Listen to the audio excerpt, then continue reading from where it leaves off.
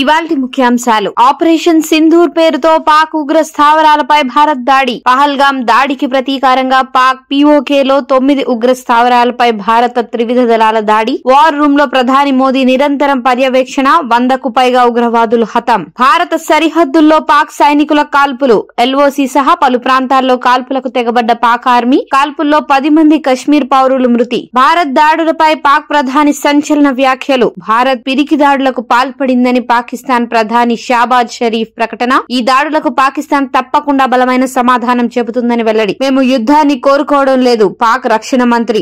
Bharat operation Sindoor చర్యలతో దిగొచ్చిన పాక్ రక్షణ మంత్రి ఖవాజా ఆసిఫ్ తాము యుద్ధాన్ని కోరుకోవడం లేదని వ్యాఖ్య. భారత్ తన చర్యలను నిలిపివేస్తే పాకిస్తాన్ సైన్యం కూడా కాల్పులు విరమిస్తుందని స్పష్టం. పేద ప్రజలకు కూటమి ప్రభుత్వం శుభవార్త. ఏపీలో మే 7 నుంచి కొత్త రేషన్ కార్డుల కోసం దరఖాస్తుల స్వీకరణ. నెల రోజుల పాటు ఈ ప్రక్రియ కొనసాగుతుందని మంత్రి నాదెండ్ల ప్రకటన. గ్రామ వార్డు సచివాలయాల్లో వివరాలు తెలుసుకోవచ్చని సూచన.